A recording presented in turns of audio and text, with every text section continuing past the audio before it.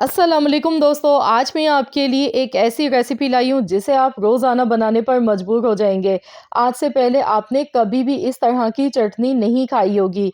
आज 2 उबले हुए आलू का इस्तेमाल करते हुए बिल्कुल एक डिफरेंट स्टाइल सी बड़ी ही ज़बरदस्त सी चटनी बना के हम तैयार करेंगे। एक बार अगर आपने ये जायका चख लिया ना, तो यकीन मानिए बाकी सब भूल जाएँगे, बहुत ही मज़े की बनती है। इसके लिए मैंने इमली यहाँ पर ली है 2 टेबल स्पून, साथ में मैंने हरी मिर्चें ली हैं 4 अदद, सूखी गोल वाली लाल मिर्चें मैंने ली हैं 5 से 6 अदद, लहसुन मैंने लिया है। लहसुन ये पूरा मैं इस्तेमाल नहीं करूँगी, इसमें से 5 से 6 जवे लहसुन के इस्तेमाल करने हैं। 2 उबले हुए आलू मैंने लिए हैं छोटे साइज़ के, साथ में कड़ी पत्ता लिया है। कड़ी पत्ता इसमें बिल्कुल ऑप्शनल है, अगर है तो ज़रूर डालिएगा, अगर नहीं है तो इसके बगैर भी बना सकते हैं। फिर इसकी जगह पर आपने पुदीना ज़्यादा क्वांटिटी में लेना है।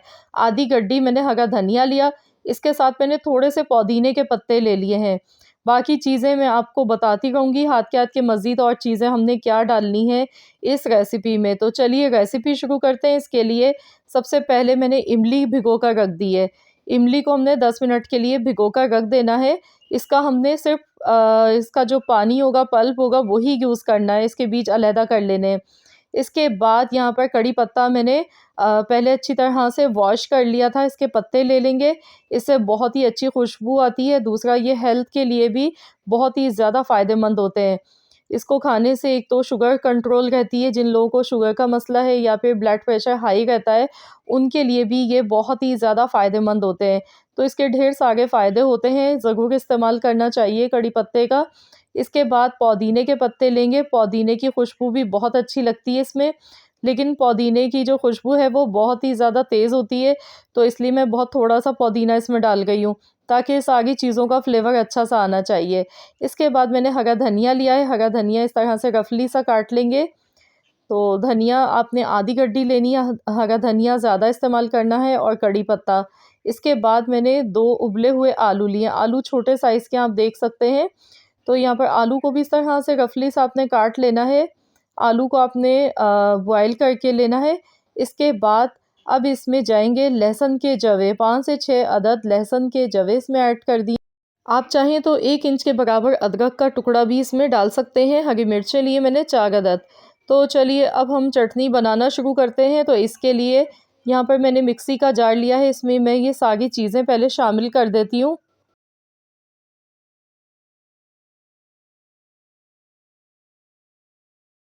अब जो हमने इमली भिगो कर रखी थी वो इसमें शामिल करेंगे, इसके बीज मैंने अलहदा कर लिए थे।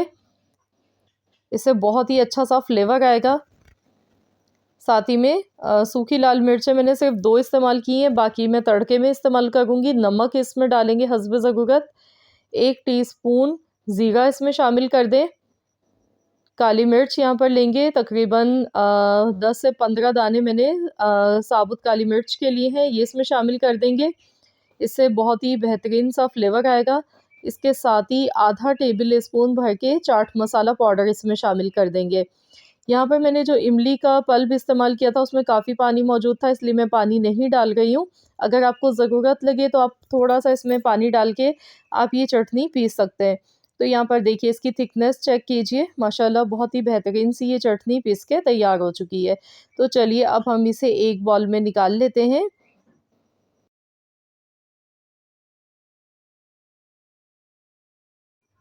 तो यहाँ पर आप चाहें तो इस चटनी को ऐसे भी खा सकते हैं, लेकिन इसे मज़ीद और चार चाँद लगाने के लिए हम इसके लिए एक स्पेशल किस्म का तड़का तैयार करेंगे, जिससे ये बहुत ही बेहतरीन लगेगी। आप इससे पूरा खाना खा सकते हैं अपना।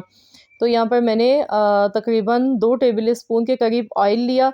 इसमें मैं अजवाइन डाल रही हूँ 1 चौथाई चम्मच और 1 चौथाई चम्मच राई दाना इसमें शामिल कर देंगे। तो यहाँ पर सिर्फ़ अजवाइन और राई दाना हमने डालना है। अब हम इसे क्रैकल होने देते हैं थोड़ी-सी देर के लिए। साथ ही में गोल वाली सूखी लाल मिर्चें 2 अदद इसमें शामिल कर देंगे। तो ये तड़का हमारा बन के बिल्कुल तैयार हो चुका है। तो ये हमने चटनी के ऊपर डालना है, इससे बहुत ही बेहतरीन सी खुशबू आएगी और जायका भी चटनी का बहुत ज़्यादा बढ़ जाता है। यकीन मानिए जब सालन बनाने को दिल ना करे तो आप बनाएँ ये मज़ेदार सी चटनी की रेसिपी, यकीन मानिए सब मज़े ले के खाएँगे। बहुत ही मज़े की लगती है, आप इसे चावल के साथ भी खा सकते हैं, चपाती के साथ या पराठों के साथ, बहुत ही बेहतरीन रेसिपी है, तो आप लोग भी ज़रूर इस रेसिपी को ट्राई कीजिएगा। इसमें इमली का जो फ्लेवर है और जो हमने बाकी चीज़ें डाली हैं, आलू डाला है, तो उसकी वजह से बहुत ही मज़े का फ्लेवर आता है और यकीन मानिए खाने वालों को मज़ा आ जाएगा। तो ज़रूर आप लोग इस रेसिपी को ट्राई करें, अपना फीडबैक मुझे ज़रूर दीजिएगा। रेसिपी अच्छी लगी है तो वीडियो को एक लाइक ज़रूर दे दीजिएगा और शेयर भी कीजिएगा अपने दोस्तों के साथ, फैमिली मेम्बर्स के साथ। मिलते हैं इंशाअल्लाह ताला एक और नई रेसिपी के साथ, तो जब तक के लिए अल्लाह हाफ़िज़।